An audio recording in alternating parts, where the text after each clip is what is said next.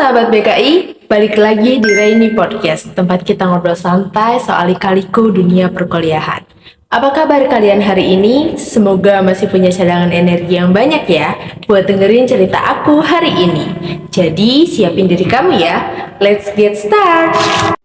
Seperti biasa, masuk di kelas public speaking hari Senin kemarin itu kita mengumpulkan tugas dari Pak Adi terkait pembuatan cerpen. Nah, selagi Pak Adi menilai cerpen, Pak Adi nunjuk 3 orang untuk maju presentasi. Maksudnya untuk maju public speaking. Nah, public speaker yang pertama itu saya sendiri. Di sini di kelas itu saya menjelaskan terkait cara mencintai diri sendiri dan bagaimana kita memilih pasangan untuk kedepannya seperti itu. Nah, public speaker yang kedua itu ada Ina Amalia. Nah, Ina ini dia jadi sebagai guru bahasa Arab yang ngajar di pondok terkait isim, huruf, dan fiil. Nah, yang ketiga itu public speaker dari cowok nih, namanya itu Raffi. Dan dia tuh ngejelasin terkait perjalanan dia sama teman-teman cowok lain naik Gunung Ciremai di Kabupaten Majalengka. Baik teman-teman, pada podcast journaling kali ini kita bakal membahas tentang PowerPoint yang Pak Adi kirim di grup karena nggak sempat untuk dijelaskan di kelas. Pak Adi nyuruh kita untuk membacanya dan direview di video jurnalnya. Nah, apa sih yang bakal kita bahas? Yang bakal kita bahas itu fobia berbicara atau demam panggung. Pasti kalian nggak asing kan? Fobia itu apa atau demam panggung itu apa? Yaitu rasa takut berlebihan saat harus berbicara di depan umum. Kondisi ini bahkan disebut glossophobia dan ternyata sekitar 75% orang dewasa pernah mengalaminya. Termasuk saya ya teman-teman. Pembahasan yang pertama yaitu ciri-ciri demam panggung itu seperti apa sih? Nah, bisa dilihat secara fisik. Jantung berdebar, tangan gemetar, berkeringat dingin, suara bergetar, bahkan bisa mual atau pusing. Kalau dilihat secara emosional, takut dinilai orang, takut salah ngomong, takut tiba-tiba pikirannya kosong, panik, dan ingin menghindar. Ini yang bikin banyak orang akhirnya memilih diam daripada mencoba.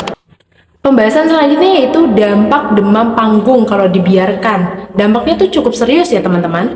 Mulai dari menghindari tampil di depan umum, menurunnya performa belajar atau kerja, kepercayaan diri juga menurun, bahkan bisa menghambat perkembangan karir dan sosial kita teman-teman.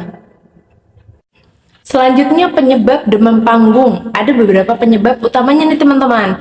Pengalaman buruk di masa lalu, kurang persiapan, perfeksionisme atau takut gak sempurna tampilnya, citra diri yang negatif, bahkan faktor biologis atau genetik. Jadi bukan cuma gak berani, tapi memang ada banyak faktor di baliknya. Nah, kalau bicara cara mengatasi demam panggung tuh kayak gimana sih? Kabar baiknya teman-teman, panggung itu bisa diatasi loh. Yang pertama, dilihat dari persiapan kitanya nih. Kuasai materi, terus latihan berulang, rekam diri dan evaluasi, visualisasikan keberhasilan. Yang kedua ada teknik relaksasi. Yang pertama itu bisa kita atur nafas. Sebelum tampil nih kita atur nafas dulu. Terus meditasi atau fokus diri. Terus relaksasi otot kayak peregangan-peregangan biar nggak terlalu kaku. Terus hindari kafein berlebihan sebelum tampil. Tips tambahannya yaitu ada beberapa tips praktis juga teman-teman. Yang pertama, anggap audiens itu seperti teman atau bahkan kalau orang bilang tuh anggap audiens itu kayak batu. Jadi kita nggak akan khawatir nih bakal dijudge sama orang-orang. Yang kedua ada fokus pada pesan bukan rasa takut. Yang ketiga ada datang lebih awal biar persiapan kita tuh udah matang banget gitu. Nah, yang keempat ada gunakan afirmasi positif seperti aku pasti bisa. Dan yang penting jangan anggap presentasi sebagai beban, tapi coba lihat sebagai kesempatan. Kesimpulannya, intinya teman-teman, demam panggung itu normal dan wajar terjadi. Tapi bukan berarti harus dibiarkan.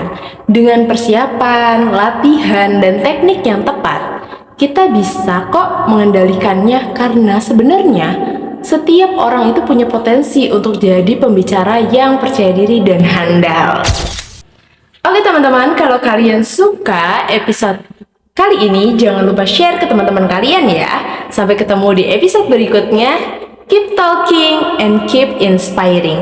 Ariska pamit, stay confident and see ya. Bye-bye.